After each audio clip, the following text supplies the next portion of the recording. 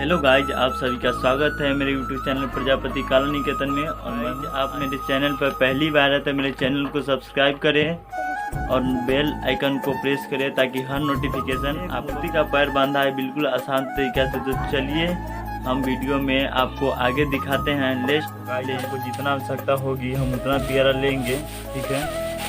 देखिए हम लोग कैसे बांध रहे हैं इसको।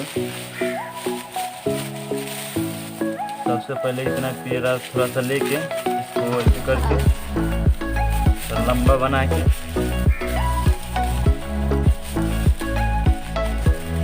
और इसमें डाल दीजिए।